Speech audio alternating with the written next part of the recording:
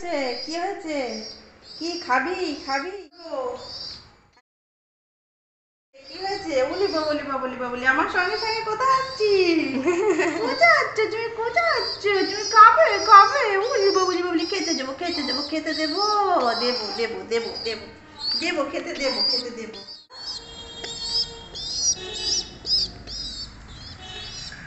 এই তো এই তো এই তো খাবো খাবো খাবো।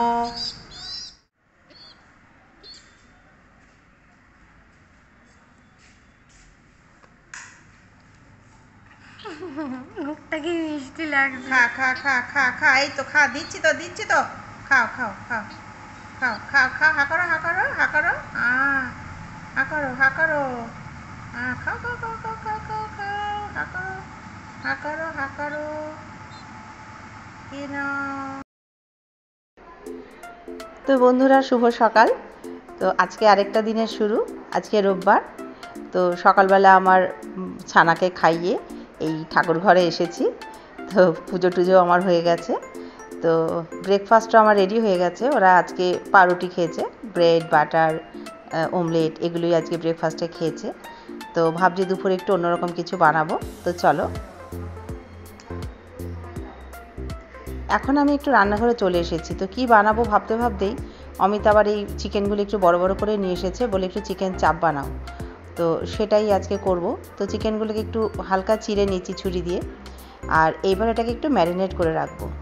তো আদা বাটা দিলাম, আর এখানে চারমগজ পোস্ত আর কাজু বেটে রেখেছিলাম সেটা এর মধ্যে দিয়ে দিলাম।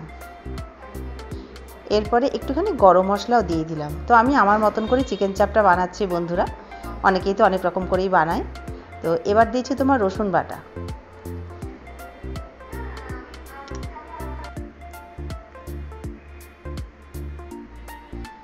এবার একটু টক দই দিলাম। খুব বেশি দিলাম না জানো তো, হয়তো 50 গ্রামের একটু কম কিছু হবে, হয়তো আন্দাজ করেই দিলাম, কারণ খুব টক আমরা খেতে পারি না রান্নায়। আর একটুখানি তোমার পেঁয়াজটাকে চপ করে নিয়েছিলাম, সেটা এর মধ্যে দিয়ে দিলাম। তার সাথে দিলাম তোমার পরিমাণ মতো সাদা তেল।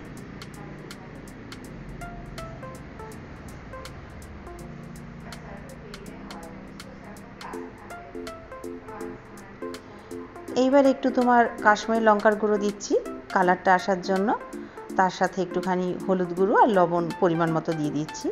আর আদা বাটাটার মধ্যে না আমি একটুখানি কাঁচা লঙ্কা দিয়ে বেটেছিলাম, সেই জন্য কাশ্মীরি লঙ্কার গুঁড়োর সাথে নর্মাল যে ঝাল লঙ্কার গুঁড়োটা সেটা আর ব্যবহার করলাম না। এইবার সব কিছু ভালো করে একসাথে মেখে নেব, নিয়ে ঘন্টাখানেকের জন্য আমি রেখে দেবো।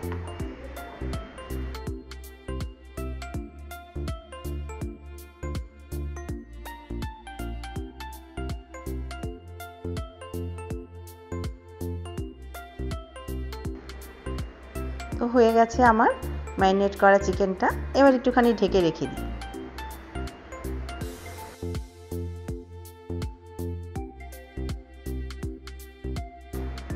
এখন প্রায় 1টা বাজে জানো তো, এতক্ষণ একটু ম্যারিনেট করে রেখে দিয়েছিলাম চিকেনটাকে।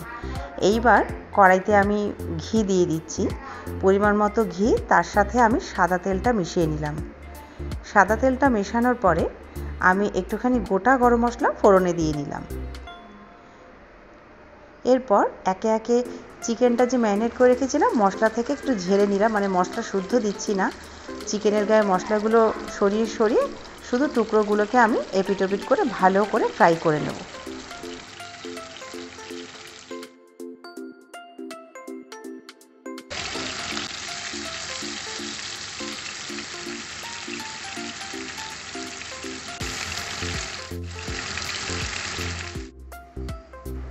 তো বন্ধুরা চিকেনগুলো আমি একটু ভালো করে ফ্রাই করে নিয়েছি, এবার একে একে তুলে নেব।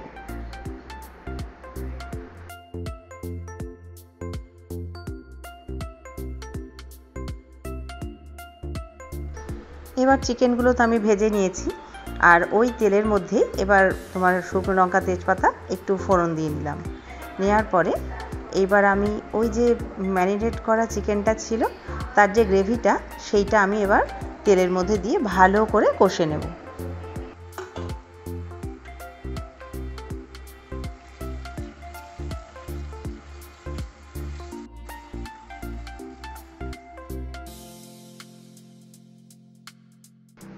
এবার একটু মশলা ধোয়া জলটাও এর মধ্যে দিয়ে দিলাম, দিয়ে আরেকটু ভালো করে কষে নেব যতক্ষণ না আমার তেলটা বেরিয়ে আসছে।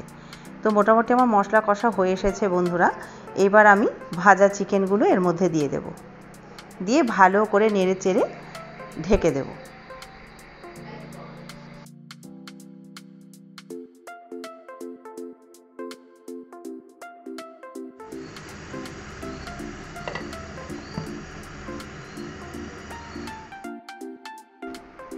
প্রায় 10 মিনিট মতো আমি সিমে দিয়ে রেখেছিলাম আঁচটাকে।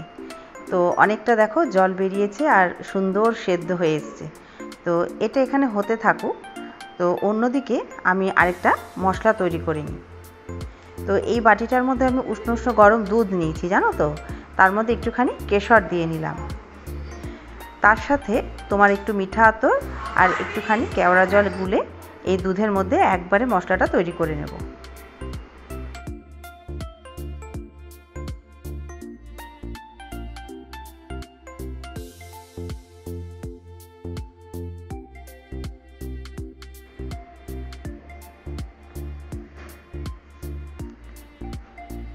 তো আমার রান্নাটা অলমোস্ট হয়ে এসেছে জানো তো। এইবার ঢাকনাটা তুলে দিলাম, দেখো কতটা জল বেরিয়েছে, একদম সেদ্ধ হয়ে গেছে চিকেন। তো কেশর দেওয়া দুধটা আমি এর মধ্যে দিয়ে দিলাম, এতে চিকেনের যে মেন ফ্লেভারটা চিকেন চাপের সেটাই আসে। তার সাথে আমি আরেকটু ঘি দিয়ে দিলাম স্বাদ আনার জন্য। আর আমি যে গরম মশলাটা গুঁড়ো করে রেখেছিলাম সেটা এবার ছিটিয়ে দিলাম, দিয়ে এবার গ্যাসটা আমি অফ করে ঢেকে রেখে দেবো, তাহলে গন্ধটা খুব ভালো থাকবে। তো একদম রেস্টুরেন্টের মতো চিকেন চাপ আমার রেডি।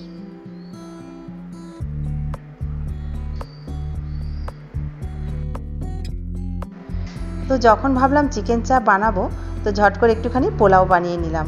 সাদা ভাত দিয়ে তো একদম ভালো লাগে না, তাই না? লাচ্ছা পরোটা, নর্মাল পরোটা, পোলাও, ফ্রাইড রাইস এসবের সাথেই কিন্তু চিকেন চাপটা ভালো যায়, তাই না? তো অল্প করে একটু পোলাও বানিয়ে নিলাম। তো আজকে রোববারের লাঞ্চে আমরা এটাই খাবো। তো যাই হোক বন্ধুরা, আমার চিকেন চাপ দেখো রেডি, সার্ভ করে দিলাম। অঙ্কিতা, ঐশ্বর্য এবার খেতে চলে আসবে। তো আজকের মতো ভিডিওটা এখানে শেষ করছি। টাটা।